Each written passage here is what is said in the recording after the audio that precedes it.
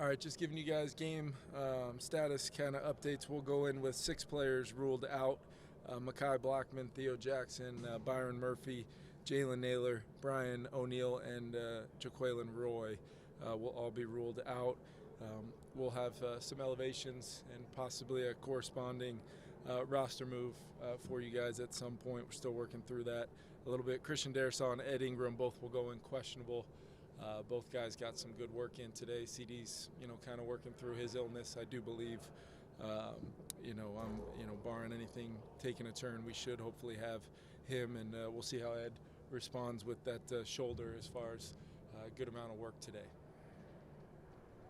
Kevin, how are you feeling about the corners and just the secondary you've got available going into this game? Yeah, we've got to continue to stress the all 11 feel of our defense, and on those weighty downs or those tough downs where those guys got to be competitive and hold up, we expect them to do so, and we want to play our defensive style. I think Flo's done a great job trying to adjust throughout the season based upon some of the circumstances him and the staff have kind of worked through, and it's a talented group on offense. They've got weapons at the receiver position, tight end position, 2 really good backs. So we got to be able to, schematically run the game the way we, think gives us the best chance to defend, and try to be competitive and try to tighten up our coverages and see if we can possibly get them off the field on some of those third downs, limit some of the early down explosives that Ben Johnson's done a great job, hunting there throughout the season. Was there any kind of setback with that? I know he played through that. No, he's been kind of dealing with something that, I give him a lot of credit for pushing, and just, kind of looking at it from a standpoint of, where that injury's at and the pain level, and could he effectively go out and do his job was ultimately kind of the decision that was made. With O'Neill, Kevin, did he have aggravate that in the game? Or Say that again? With O'Neill, did he this week, letting him know that his teammates voted him the Ed Block Courage Award winner from, the last year, which is a very, very, it's an unbelievable honor for their guys because the teammates vote on that. But that was off of overcoming the adversity of his injury almost a year to the day. And he played in that football game, on that ankle, and, would not come out of the game. And quite honestly, probably very easily could have, and nobody would have questioned it. And Brian just battled through it and wanted to be out there with his guys regardless of at any point in time in that game what the score was. That's why he's our captain. That's why he's a guy I have so much respect for. But yeah, he came out of that one pretty sore from that injury, and was just unable to turn over this week. Kevin, what did you end up deciding to do for a backup quarterback? Yeah, we'll have Josh Dobbs as the backup. I think Josh has been able to kind of go about the week in a process of getting a little bit more reps here and there, spending a little bit of time with Chris and Grant, making sure he's dialed in, ready to go, and then Jaron will be in that emergency third role. A lot of things go into it, but just the idea that third guy cannot go in the game unless there's been injury to the first 2 guys. Didn't think it was fair to Jaron, to possibly have him in a situation where unless he's injured, he can't come out of the game. Just long-term development, still a ton of confidence in where he's at. I love the way he's attacked this week, regardless of, where he was at on the depth chart. And I think any good young player with a really bright future, that's the hope. And he knows we support him fully, and we're going to use last weekend as a long-term learning op, and know areas where he can go in feeling more comfortable, things he can work on in the offseason and be ready to hit the ground running. But I do feel good about Nick starting the football game and Josh in that second position. I think someone maybe asked last week about Jaylen Naylor, but is he okay just with? Yeah, he's it's one of those things where because of I think our organization and our medical staff, we do the right kind of work as far as making sure that players are 100% cleared. Jaylen just has very, very limited symptoms, but they're still there, and we're not going to put a player back out on the field.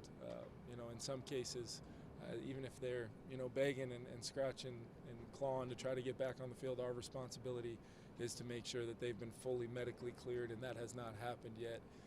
I do believe Jaylen will be able to have a full off season. I do believe he's a guy that will really continue to pour into and with a very bright future. it's been a tough year for him injury-wise, dating back to really first day of training camp.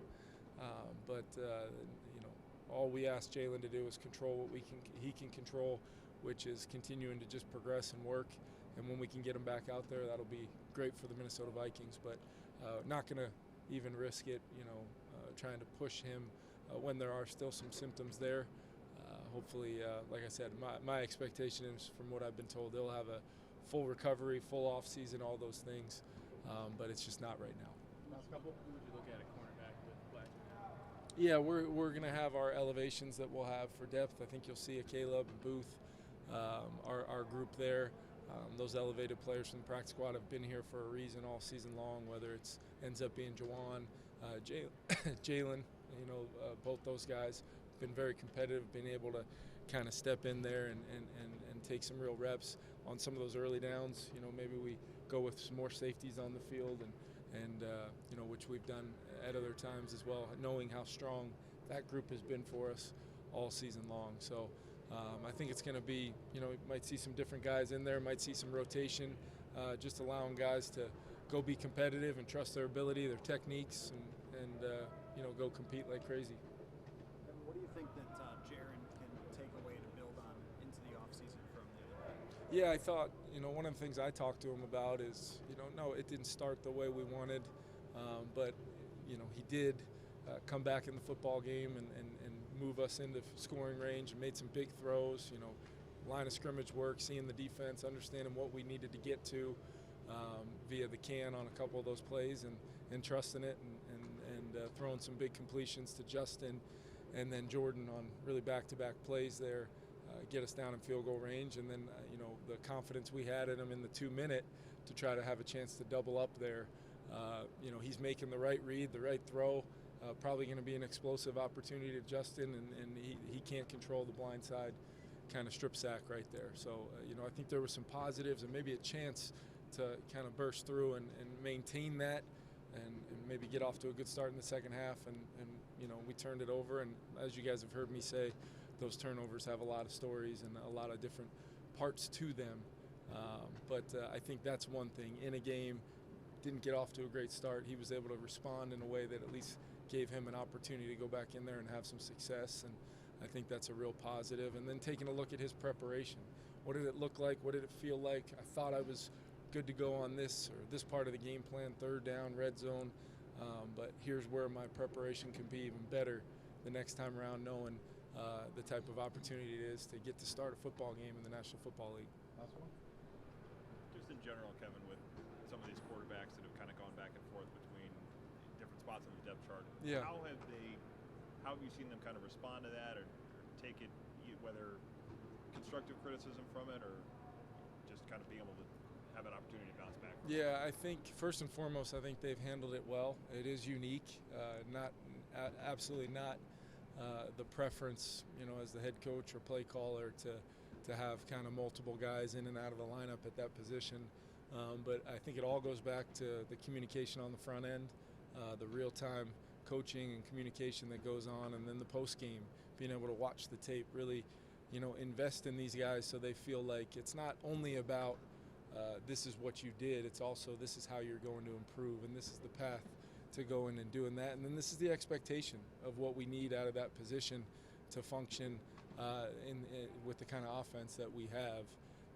And there's a reason why all those guys are here. There's a reason why, each and every one of them have been given opportunities and done some good things. And there's been some moments where we've been able to go back and kind of coach and know that that group as a whole is, organically working at it every single day to make sure whoever's called upon in those moments is ready to go out there and execute. That's just all we're trying to get accomplished. I think they're talented players. They all have strengths.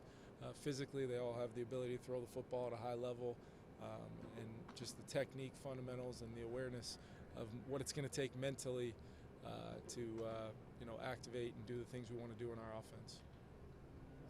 Thank you.